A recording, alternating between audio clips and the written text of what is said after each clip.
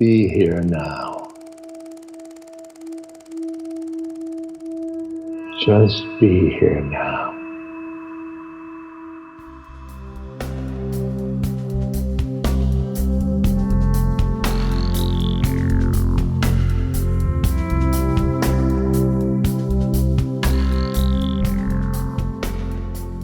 Hey everyone, it's Raghu back with Mindrolling and back with a new friend to be, so to speak, David Chernikoff. And as you'll hear in this podcast, we have so much in common: people, events, history. David, welcome. Thank you so much, Raghu. Glad to be here. And David wrote a book called Life Part 2, 7 Keys to Awakening with Purpose and Joy as You Age. So one thing, David, is I read this book and I'm thinking, forget about for people who are aging. This is for everyone. I mean, and thinking that you're going to wait to wake up. Yes, it is true, of course, once we start aging, perspectives shift. And but as far as I'm concerned, and a lot of the podcasts that I do with people, I certainly encourage, when we do talk about the chapter that includes getting closer to death, might as well start now, because as you age and you do get older, you're thinking you're going to do practices. They're not so easy to do then because you just don't have that vigor and energy that you had when you were a little bit younger. So all to say is this is a great book for not just folks of our milieu, that's for sure. I actually talk about that in the book at one point, because the phrase second half of life, which is attributed to Carl Jung most often, in that context usually does refer to chronological age, people going through midlife and beyond. At the same time, if you look at the experiences of younger people, there's oftentimes experiences that we have that lead us to feel like we're starting over in a certain sense. There's experiences, someone gets a cancer diagnosis, right? Or someone loses a loved one, or someone wins a lottery, or there's a feeling that people have that I'm somebody new now. I'm starting over in some sense. And it crystallized for me in a life coaching session where someone said to me, this is more than starting a new chapter. This feels like book 2 in my life. And that person was in their 30s. Right. So life part 2, in a sense, has a double meaning in that regard, the chronological dimension, but also the fact that we go through these ego deaths and rebirths on a regular basis, in which we find ourselves to be someone we don't recognize and in new territory in some sense. Yeah, well said. Absolutely.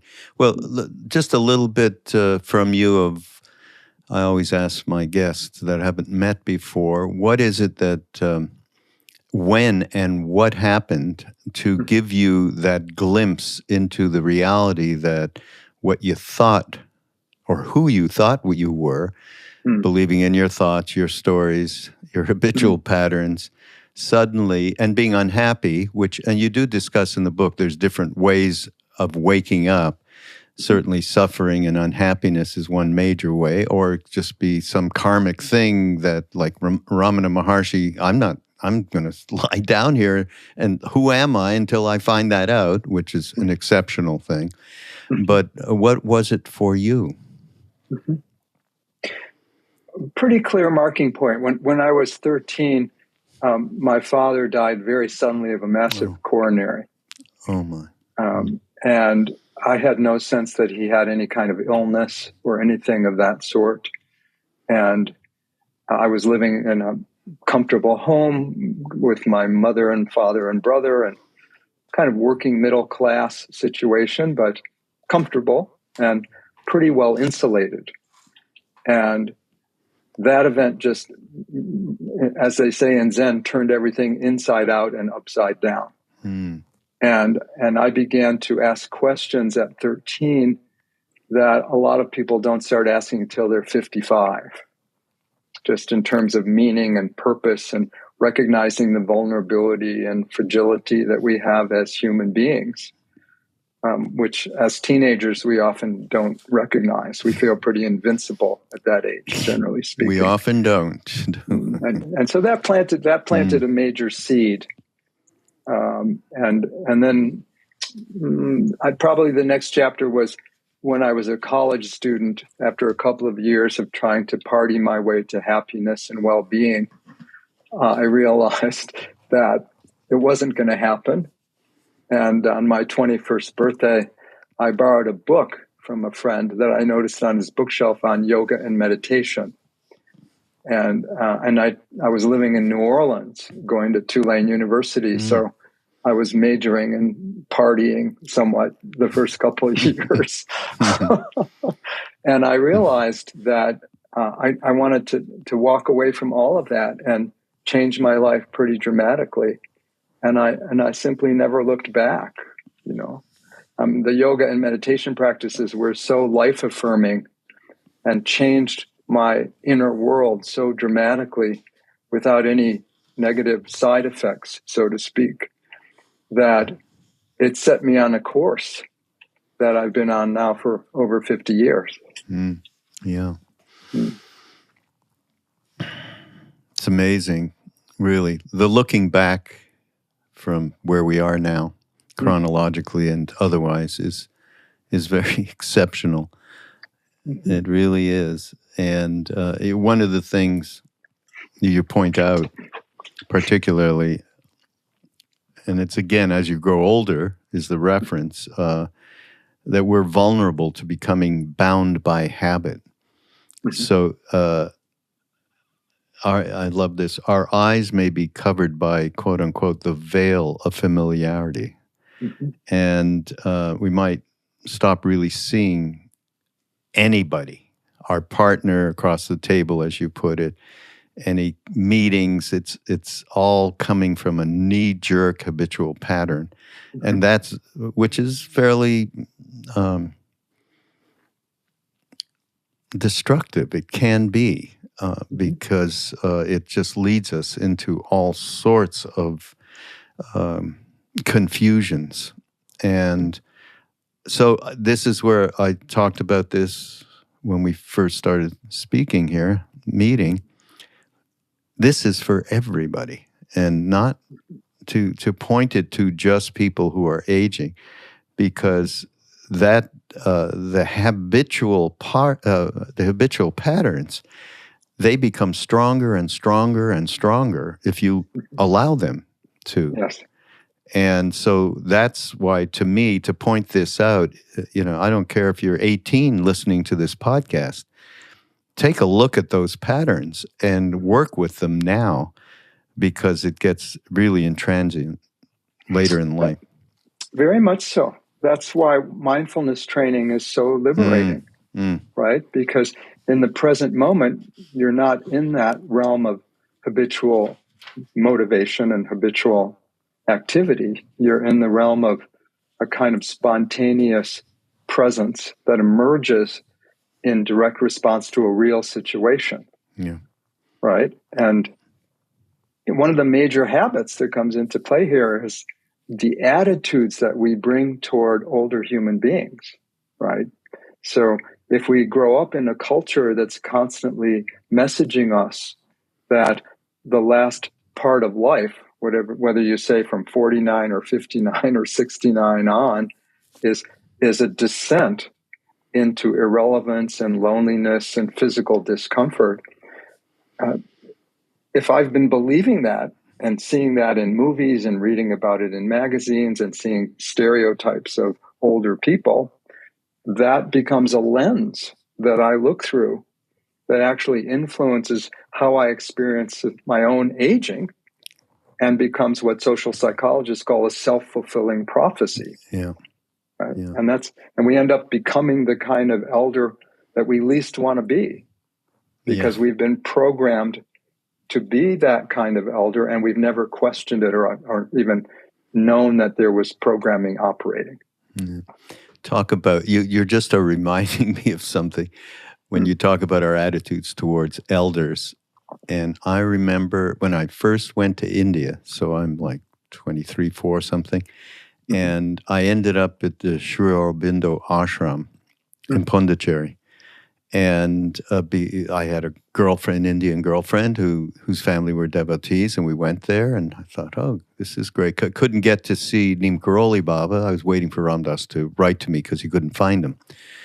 And so who was there was a saint called Mother. She was just called the Mother. She was a French woman who had come to India just with it. She had a dream to meet Sri Aurobindo, and they were spiritual partners. And so she was still alive, although very, very old, and around 90, I believe. And I couldn't see, so I wanted to have darshan, be in the presence of, and they said, well, she can't, she's not well. And I found out she had some kind of, I don't know if it was Parkinson's or something like a motor function thing. And so finally, though, they said, okay, you can have an appointment. So I went there, and I had so much trepidation. Oh, my God, I'm going to be in the presence of this very old person who can't control her body or whatever projections I was going through. And the other thing was that you had to bring a flower that signified a spiritual aspect. They had devised this whole thing where each flower had a spiritual aspect. But I thought, yeah, I wasn't interested in that. I wanted to give her something I liked. So I got some bananas because I love bananas. So I'm sitting there, I'm waiting at the door, and then the door is opened by, it's as if you went to heaven. He must have been 6 foot tall Baba, with long white flowing beard, and I mean, he was so beautiful and shiny, and I mean, I was like staggered. And he just went like this, go in the room where the Mother was, and so I had all this fear, which was relative to what you just said, which is our projections of elderly people, and then the thing that happened was like from a book. You know how people write, I went into the room and it was just filled with light. I'm like, I never saw light my entire life. I don't know what you're talking about. I went into the room, it was filled with, it had a presence that I had never experienced before. I had to some degree with Ram Dass. Ram Dass was a teacher at that. I mean, he continued to be a teacher his whole life, never said he was a guru or anything.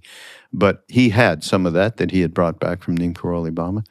And I went and sat in front of her, and I gave her the bananas, and she laughed in French, banan, très bon.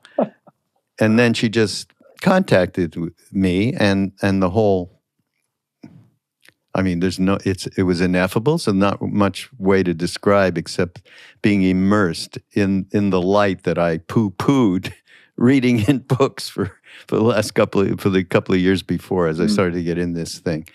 But yeah, then they had to drag me out. I wouldn't leave, so the guy had to go, come on, you got to get out of here after 5 minutes, right? Yeah. And that was extraordinary. How in the moment I got that. Of course, the big teaching was just being in the presence of the Divine Mother coming through her, and the little one was, you asshole, you have this idiotic thing about elderly people being not well, and you're going to repulsed by, so yeah. Yeah, that's related to one of the major blessings in my adult life, actually, because I met Reb Zalman Chachter Shalomi, who was a very good friend of Ram Dass, as you perhaps know. Yes. When I was 46, and we invited him to Naropa University, where I was teaching meditation and psychology at that point. And the religion department created a chair called the World Wisdom Chair. And Reb Zalman was one of the first people invited to take that chair. And some years before he came to the university, he had created an organization called the Spiritual Eldering Institute, partly growing out of work he did with Ram Dass at Omega in the early 90s, when they did those first conscious aging conferences at Omega. And Reb Zalman, long story short, I just clicked with Reb Zalman in this extraordinary way, basically. And he invited me to join the board of directors of his organization. And then I trained in the particular method and sort of they had developed all of these wonderful practices and teachings to help people flush out that negative programming about aging and replace it with the vision that we have in indigenous cultures, where the elders are the lineage holders and the wisdom keepers. And the purpose of that institute was essentially to bring that vision back into our culture and to create more intergenerational contact, where the young people could benefit from the life experience and wisdom of the elders, and the elders could benefit from the meaning and purpose that they experienced when they were passing along what they've learned. Instead of living in a horizontal fashion where 20-year-olds hung out with 20-year-olds and 80-year-olds only hung out with 80-year-olds in gated communities or something of that sort. And Reb Zalman was a visionary, and he could clearly see that this needed to change and that there was a tremendous amount of unnecessary suffering associated with the views that people had of what it meant to be an older person. So I've had the last 25 years to flush all of that out of my system. And now that I'll be 72 later this month. And now that I'm no longer just an elder in training, which is how I would introduce my workshops when I was 46. I mean, I'm in an older body and things are different, definitely. And yet it feels like a fruitional and celebratory time in my life, much more so than something to be grieving or lamenting, even though I'm not in denial of the hard parts. Right? It's curious, though, how you keep looking out as if you were 25 out of the eyes into the world and into, the real problems which are associated with judgmental mind when you look out and each person you see is in some kind of category, and then you also see where you're looking out from an ancient viewpoint from somewhere you were a long time ago, and it's shocking. It really is. It's shocking. But the other thing that, just to switch the subject a little bit, one, I know because you've given credit to Roshi Halifax, Joan Halifax, and she spent a lot of time with us in Maui while Ram Dass was alive at different times and taught and so on. And this was a big thing with her, was embracing the mystery, which is a major part. And I guess maybe I'm jumping the gun a little. It should say, maybe you can tell us, before I get into that particular aspect and how she represented it, just what are the 6 different, is it 6? I think there's 6 different chapters in the book that address the most important issues relative to the second half of life. Maybe you can just list those in the moment. Yeah, it's actually there's 7. 7? Okay. Yeah, it's called the 7 I got to keys. find out which one I missed, and I better go back to it. Well, there's no exam here, fortunately, so you can relax. But Good. The first one is what you just mentioned, embracing the mystery. Yeah. Right? Because it's that sense of mystery shows up across world wisdom traditions for the most part. And it's related to what you were saying earlier about releasing our habitual thinking about who we are and how the world is. So we can experience what in Buddhism we would call a beginner's mind, right? Or what Sansanim, the Korean Zen teacher, called don't know mind, right? And until we do that, we're locked into all these habitual patterns of behavior and thought and emotion. And the moment we step beyond that, we realize every moment, in a certain sense, is part of a vast and profound mystery that the rational mind will never wrestle to the ground. And yet we can become that mystery and understand it through being it, whereas we can't think our way through to the end of it, generally speaking. And so the first, I thought I would start the book there because that's what I experienced when my father died. I had grown up in the Jewish tradition, and there was a point where the rabbi came to visit me. I talk about this a bit in the book, and he was obviously coming to console me, basically, and make a condolence call. And at one point in this awkward conversation, because I was kind of a tense, I was very shut down emotionally at that point. That's how I could cope with the trauma of this situation. I said to him in a somewhat angry voice, "Why my father?" I mean, he was a good person. And I remember thinking to myself, there's all these rotten people out there that deserve to die. And my father was a good person with integrity and generous and kind to his family. And why should he die all of a sudden? And the rabbi looked at me with very kind, loving eyes. And he said, "David, son, there are some things that God does that we just don't understand." And I thought that was a terrible answer at the time, right?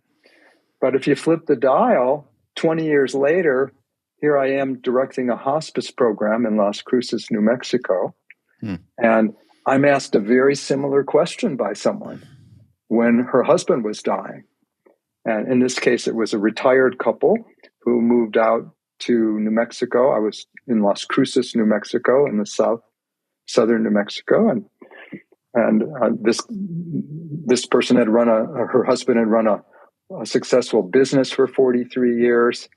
They moved out to Las Cruces to retire. They had one son in Denver and one in Phoenix. So it seemed like an easy place to be close to family.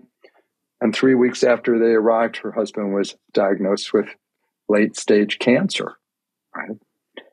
And she turned to me as we were walking down the hospital hall after visiting with him and talking, and said, "Why my husband?" In very much the same way. And I almost repeated the rabbi's words word for word, except I knew she was a rational humanist. And she had said to our hospice director, she didn't want to hear any, quote, silly God talk, unquote, right? Yeah. So I turned to her and I said, there are some things that happen in the universe that we just don't understand. And it came right back to me 20 years later. Yeah. And at that point, I was self-identified as a spiritual practitioner of the sort. And I had been seeing more and more how mystery found its way into every nook and cranny of my life at one point or another. Yeah. No, so absolutely. That felt like the necessary place to start. Yeah. Well, Roshi Halifax used to speak of it, particularly, of course, in connection with death. And becoming comfortable. How do we get to become comfortable with not knowing? Roshi Bernie, he walked around, and that's all he did towards the end of his life, I understand, from Ram Dass particularly. How do we get comfortable with that notion? I mean, and it's not just, oh, boy, I'd like to be comfortable, and more God talk isn't going to make that happen, but there is a path, right? Yeah, I mean, Pema Chodron does a beautiful job in one of her books called Comfortable with Uncertainty, which is somewhat what we're talking about. Yeah. And I think this is one of the areas in which the various practices that we do are extremely valuable, whether it's some kind of Buddhist meditation training or something like the centering prayer in the contemplative Christian tradition, or the bhakti practices that are done in the yogic teachings. The who am I questioning that Ramana taught, and really realizing that we might know what it says on our driver's license, and we might know our legal name and things of that sort, and what roles we play. But if we look deeper and deeper, most of us don't really know who we are or what we are, in a certain sense, if we go to enough depth in questioning that. And so I think those practices help us to become more comfortable with not knowing, and come to know that what we are is a process more so than some static thing, and that a process is constantly changing and in flow and in flux. Even if there's a consistent sense of self, it's not necessarily as solid as we'd like to think. And it can't be known as easily as we'd like to think. Yeah, wild understatement on that one. Yeah. So practices, I think, really help, because they move us from the conceptual level to the experiential level. Yeah, exactly. You have a great quote from Ram Dass in here. I guess it's from Be Here Now, which last year was the 50th anniversary of that. We had a whole year on that. He said, "What's happening to you is nothing less than death and rebirth. What is dying is the entire way in which you understood, quote unquote, who you are and, quote unquote, how it all is. What is being reborn is the child of the Spirit for whom things are all new. This process of attending an ego that is dying at the same time as you are going through a birth process is awesome. Be gentle and honor the self that is dying, as well as the self who is being born." And Ram Dass, God, I don't know how many times he would say, as humans, we can live on more than one plane of consciousness at the same time. And to go through trauma and grief is absolutely necessary for people who are going through a huge life change, a loved one dying, cancer diagnosis, whatever it may be. And at the same time, knowing that everything is absolutely perfectly designed for one to get free of the kaleshas, shall we say, the obscurations, to be able to embrace the mystery. And I always loved that. Whenever Ram Dass would talk along those lines, I thought that was a path for people to be able to gather into deeply within themselves. So, yeah. I mean, that particular quote I've returned to countless times over the years. I mean, for me, it's one of the best summaries of the nature of spiritual transformation that I've come across. Yeah. It says so much in such an efficient way. I just find it to be extraordinary. Yeah.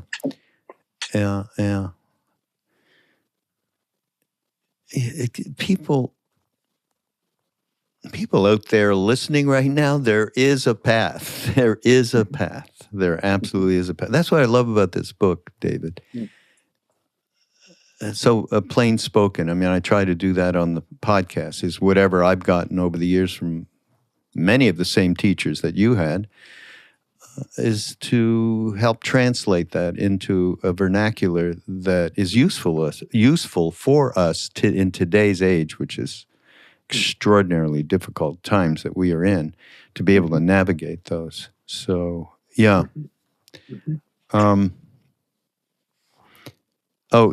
Here's a fun thing.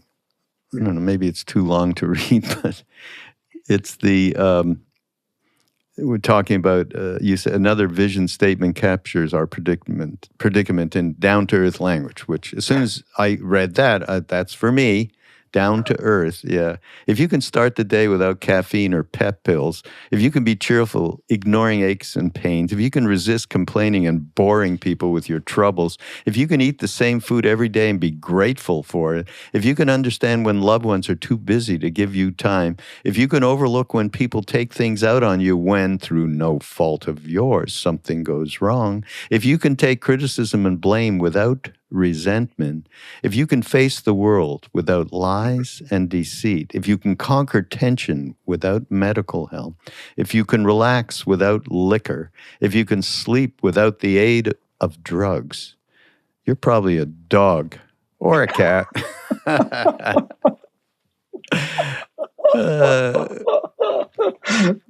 The first someone sent that to me, and I just roared at first. Me too. When I read this, for God's sake, because that's out of the chapter on visioning, if I recall, and yes, choosing a vision for what your life is about, in effect, and I just wanted to highlight the tendency we have toward perfectionism. And the risk of disowning our humanness in the process of trying to be so perfect. Or so spiritual, whatever. And that's where Ram Dass's reminders that we have to live on two planes of consciousness simultaneously were so helpful to me over the years, because I could see the tendency to try to spiritually bypass the challenging emotional parts of my life and just leapfrog over them. And it never worked. It never worked. And I know you're helping a lot of people one-on-one, aside from groups and so on. And to help with that in particular, the spiritual bypass thing. By the way, I'm sure you did, because you have been a student of Chogyam Trungpa's Cynicism and Magic. I can't tell you how many times I've recommended this book on previous podcasts, because it so cuts through that whole spiritual materialism thing. The way, he is a master at language and getting so incisive. It's just absolutely wonderful. Well, it was his early book, Cutting Through Spiritual Materialism, that actually led me into exploring Buddhist teachings in a serious way, because I came to that first summer of Naropa. Oh, you did? When it was Naropa Institute, before it was a university. Right, that's right. And I came to study the Bhagavad Gita with Ram Dass. You did? I was going to ask you if you were there. Do you know what? We are, this is my hat as the director of the Love, Serve, Remember Foundation, which I was going to say a bit about where that comes from, but we are putting that, not in its entirety, in a selected way, the yogas of the Bhagavad Gita from Ram Dass at Naropa. We have video for the most part, and some just audio. I'm not quite sure how that happened, but we're going to put that out in March. Everybody, make sure you go up to ramdass.org and put your email in to get the newsletter that'll tell us when that's happening, all free, which is what we do at the foundation. So won't that be fun? You can see in this, you see Joseph, for instance, Joseph and Jack with hair. It's so great. It was a really exquisite moment that summer. Just a beautiful coming together on so many different levels, essentially. And that's where I first encountered Trungpa Rinpoche. But I was there. I was still training as a yoga teacher with Satchidananda's organization, the Integral Yoga Institutes. And I was the Bhagavad Gita was a very important book to me. And to be able to hear Ram Dass's perspective on it was just dark chocolate from the beginning. It was just exquisite. And it was some of the most fascinating teaching I've heard him do, to be honest. Yep, it's all of the archives. So in his element, and so just the flow of his teaching in that particular summer was just, first of all, we'd start out chanting for about 40 minutes, right? With 800 people, right? And KK Sa was there part of the summer. Krishnadas was there. Yeah. And by the time we got done chanting, Ram Dass could have said about anything he wanted, and it would have gone over very well. Isn't that a reality? Actually, that's the reality of why people gravitate towards going to Krishnadas kirtan concerts. Yes. Because you don't know how you get there or what it is, and the music and the rhythms and his Western chord changes and his level of sincerity about doing it for only one reason, not to entertain, as a practice. That's, yeah. The devotional purity of that is quite contagious. Yeah. No question about it, in the best possible way. But it was after that summer that someone gifted me with a copy of Cutting Through Spiritual Materialism. Uh-huh. And I was so intrigued by Trungpa Rinpoche's view of these Western Dharma practitioners and the strengths and weaknesses of how they related to the teachings. Yeah, yeah. And he was, fiercely compassionate about cutting through the neurotic parts of what people were doing. Yeah. And at the same time, very clear about emphasizing the value of meditation training and formal training of the heart and mind, and that we could transform our motivations and our perspectives and our ways of moving through the world. Yeah. And it was just true. There is a path. At that point. There is a path. Absolutely. Yeah. Absolutely. We were set on it, and in terms of and you mentioned this in the Vision chapter, by Maharaji, who initially instructed Ram Dass when he asked, "What am I going to do? I'm going back to the West. Love everyone, serve everyone, and remember God." And that now, of course, is the name of the foundation that we represent, all of this work. But having been set out that way, that sounds like, boy, that's just easy to think about, much harder to actually bring into one's life and execute. And it was like Ram Dass used to tell a fun story about when he was first there. He was saying to Maharaji, "Gee, how do I raise my kundalini?" And Maharaji said, "Well, love everyone." And Ram Dass thought to himself, what kind of bullshit is that? I mean, Ram Dass had all of these incredible Buddhist friends who were doing arcane practices and 3-year retreats, and, they were really working. This isn't what? And he put it another way, I just want to become free, whatever. However, he put it another way, which was the same way. And then Maharaji said, well, feed everybody. Feed everybody. What? Right. And so this is how we were set out. Now, in that presence, of course, so much was going on. Talk about the mystery. And I have to say, people, they don't actually censor me for this, but I do have to say, and Ram Dass himself said it, that without acid, without psychedelics, which do give you a glimpse into the mystery, and they give you it after you go through the experience, they do give you some substance where you're a little bit, as you put it, more familiar. And that becomes less of kind of a boogeyman. The mystery? What mystery? I'm not, and that opened some doors. Now, it's not, my caveat is not necessary in any way. It comes in many different ways, through dreams, through music, through books, through teachers, it's just infinite, the ways in which the moment can come where you become way more at ease with the mystery. And but we had this talk about vision. This is how we were set out in a way that has been so profound over these many years. And most people out there, of course, if you know Ram Dass and you've heard some of the talks, you have somebody who worked on that his entire life. Of course, and this is another one of similar things when you talk about people who are passing and why is that happening, and he was too young and so on. Well, Ram Dass was fairly young when he got a stroke and lived with it for 22 years. Yeah, and in the beginning, what did you? He was like, Maharaji, were you out to lunch when this happened?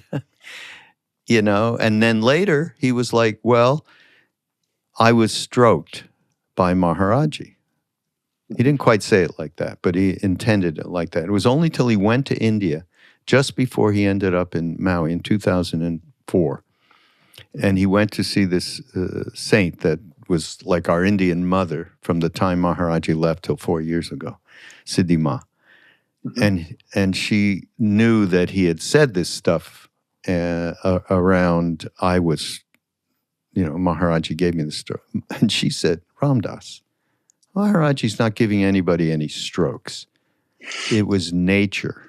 What he gave you was the ability to transform yourself. She didn't say it in exactly those words, intellectual words, but exactly that was the meaning. And that's what we all have the opportunity to do. And there's so many great suggestions in this book that would help us with that opportunity. And one of them is, as you talk about, the countless volumes of Buddhist wisdom can be brought down to just a very short 6 words. Pay attention, don't cling, be kind. Who said that? Sally Armstrong. Sally Armstrong. One of the spirit rock teachers. Yeah. I love that. In fact, it was said by Joseph to a young friend of mine who was driving him around when he came to a retreat in Maui. And this young friend said, I'm started on the path, I've been on it for a few years. You have all this experience and wisdom. Can you tell me just one thing? Okay, one thing that will help me. And Joseph turned to him and went, don't cling. Right. Yeah, those are what I call tattooables. Yeah. Right. Yeah, exactly. Love, serve, remember is a tattooable. Yeah. It would fit on the inside of your left forearm, probably. And pay attention, don't cling, be kind is another one. Yeah, just be careful, everybody, going out to the tattoo parlor right now, okay? Right. You might want to wait till the variants clear up. Yeah, a little bit.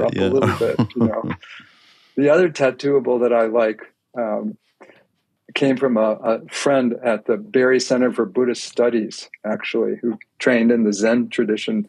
I don't know if you ever came across Musang. No. He was a Zen practitioner for many years as a monastic with Sansanim. And then he became the director of studies at the Barry Center for Buddhist Studies for many years. So next door to Sharon and Joseph's. Yeah, on the same campus, more or less, there in Massachusetts. But Musang called me about 10 years ago and had heard about the work I was doing with conscious aging and asked if I would be part of a program that they had there on the faculty. Like they had a track on spiritual dimensions of aging, essentially. And so I asked him who else was teaching, and I asked him if there was any kind of core philosophy or approach that he had in mind because he created the track, right? And I didn't want to duplicate things that had already been taught and so forth. And he said, well, I built this program on 3 basic principles, right? And I said, well, what are those? And I'll try to think about what I could offer in terms of those principles. And he said, the 3 principles are live simply, care deeply, die joyfully, right? And that's another tattooable, in the sense that I'm talking about, which I think is a really helpful approach right now, given how confusing being in our world is and living on this planet feels to so many of us. We can be overwhelmed by too many teachings, even if they're positive teachings in many ways, right? If we can't find a way to work with the teachings and we're overwhelmed by the differences in meditation methods or theistic and non-theistic philosophies and things of that sort, it's just too much of a good thing almost, right? And these tattooables cut through that and come back to the essence of the situation in a way that I've been finding very helpful as a kind of touch point. Yeah. I think it's important. There's one of my favorite subjects is awakening intuition, which is a prominent, obviously, here. But distinguishing intuition from self-deception, I think that, you put that story in there, and I'm just noticing, of Ramdas. I mean, this is so good. Maybe, is it too long to read? I don't know. It's not that long. It's a great example. Oh, my God. Even if I've done this before, maybe on a Ramdas podcast, but whatever. This is Ramdas at a meditation course. I was taking a meditation course once, and I arrived 5 minutes after the course began. You go in silence. You're not allowed to talk to anyone during the course. I had a roommate. He was very neat. He did hospital corners on his bed. I decided he didn't like me, that I was a slob, and he didn't like me. I spent all week staying out of the room because I felt he didn't like me. I figured I might snore. Maybe that was it. But I just got a feeling that he was so clean and neat that he couldn't like somebody like me. I built up this incredible feeling that this guy hated me. When the course was over, he walked up to me and said, I want to introduce myself and tell you that just knowing I was in the same room as you and sharing this with you helped my meditation so much. Thank you. I felt so much love for you. I wish I could have told me. Ramdas said, I suddenly saw my mind. I had created this incredible mountain of paranoia and spent a whole week worrying about it, and it was all in my mind. I mean, God knows, do we do this, David, on a day-to-day basis in maybe smaller ways? Absolutely. Absolutely. Constantly, right? Yeah. And again, any of the practices that we can do that help us ground and center and quiet down, somewhat like creating the effect of snowflakes in a snow globe settling to the ground as you put the snow globe down on a table. Right? You can see more clearly what's happening and which of your narratives internally are actually in alignment with reality and which ones are just diluted. Yeah. Right? And when we're going too fast, which we often are in a culture like ours that's about productivity and speed much of the time, it's hard to see clearly what's actually connected to reality as it is, and what's a simple story coming out of our own confused needs or desires or whatever it might be. Right? So I think that's a critically important part of this waking up process and becoming a spiritually mature person, whether you're an elder or a 24-year-old, frankly. Right? Yeah. It's just critically important because otherwise we create a lot of unnecessary suffering by virtue of our interpretations of events, and which can be quite confused and diluted. Yeah.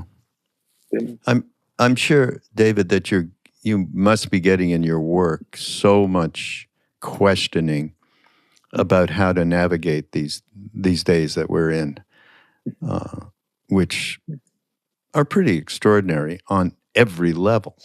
I mean, it's amazing from the environmental level to the pandemic level, to the political level, to the reality of what we are doing to each other around the world. I mean, I'm sure you are getting people saying, David, how do I navigate the world that we're in right now?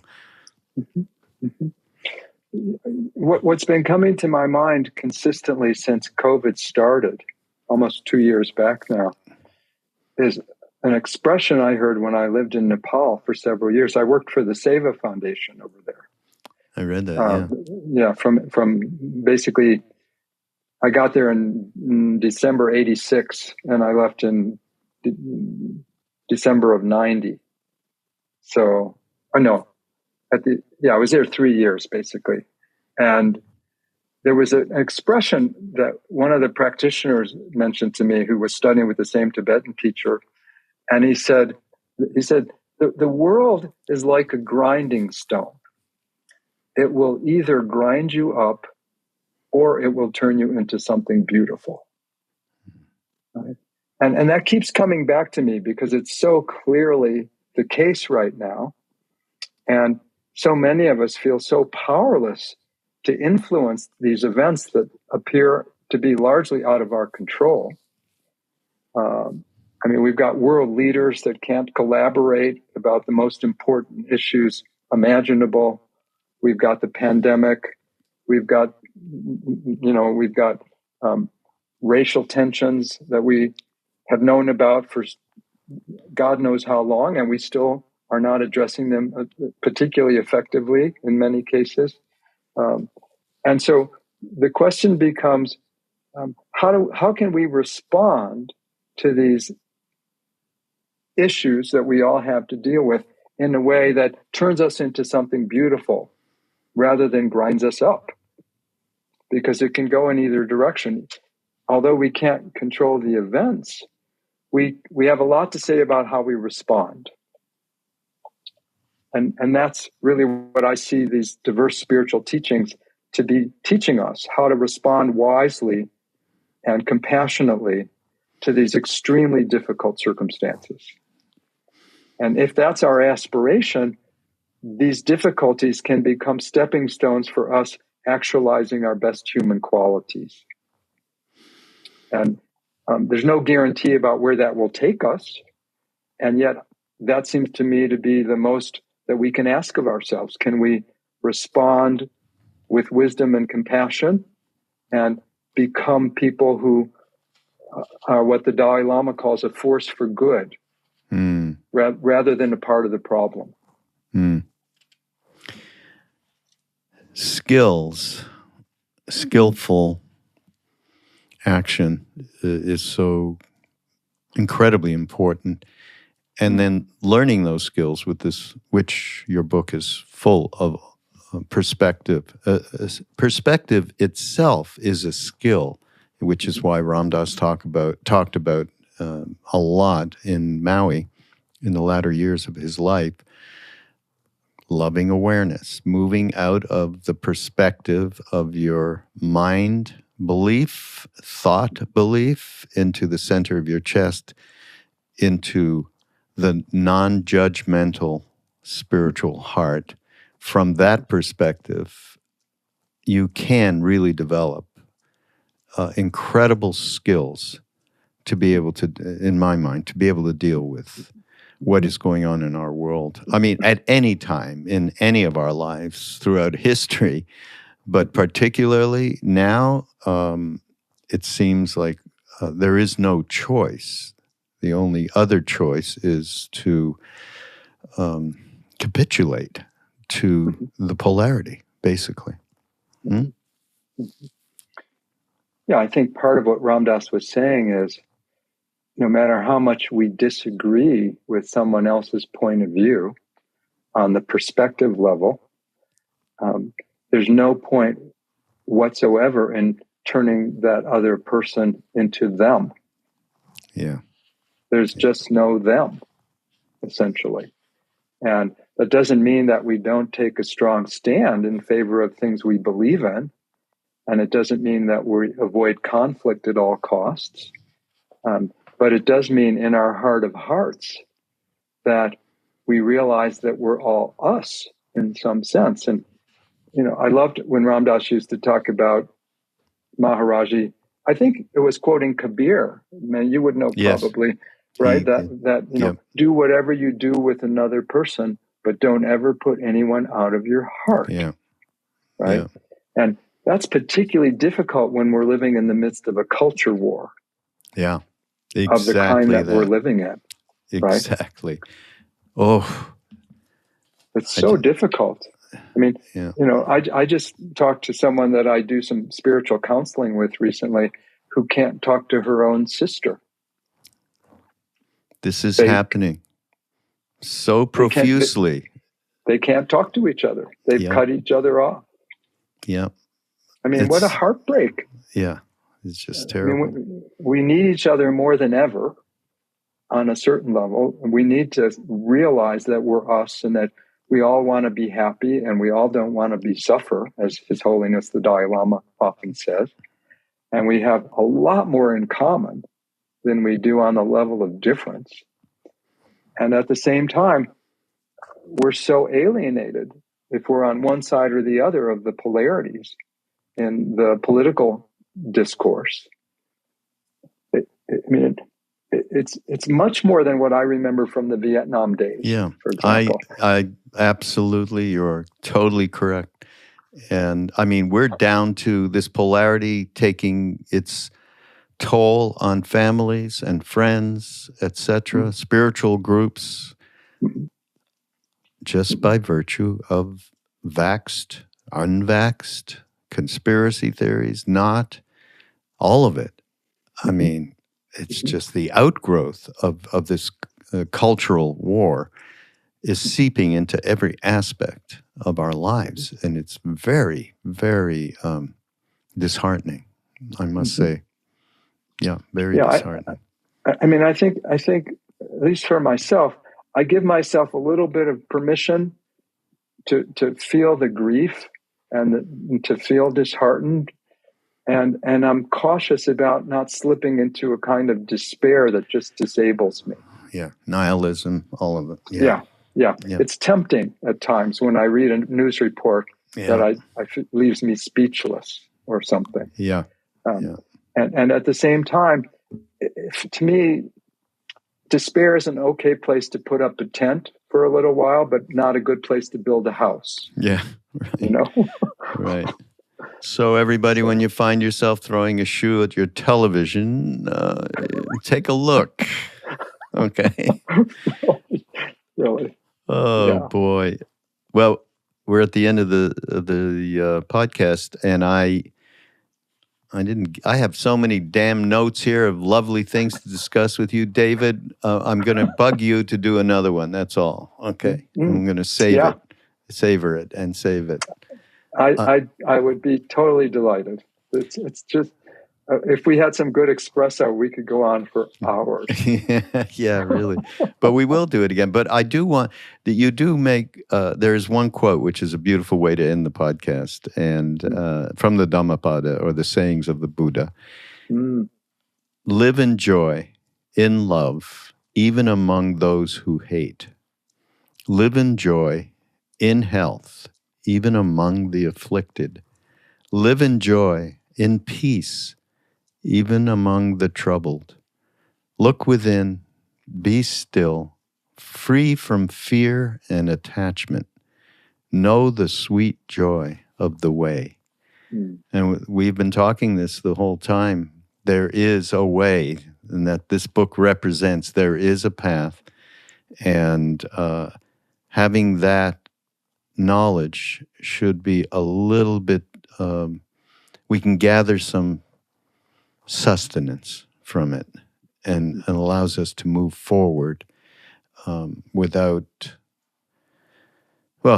without anything. Move forward in what this thing from the Dhammapada says, in joy, in love, in peace, in health. And the trick of it all is look within, be still. Thank you so much, David. Been so great. And by the way, everybody in the show notes will be linked up with David's work and his book. And again, look out, because we are going to do this again. I'm going to get after David at one point as we get into this new year. And such a pleasure, David. Thank you. And, very welcome. Everybody out there, this is Mindrolling on Be Here Now Network. Go to BeHereNowNetwork.com, and many of the people that, or not many, but a good portion of people that David is close to and that are references in the book from Jack Kornfield to Sharon Salzberg. They're on our network doing podcasts. And so we're pretty happy about what's going on with Be Here Now Network. Go to BeHereNowNetwork.com and check it out. And we will see you next week. Ram Ram.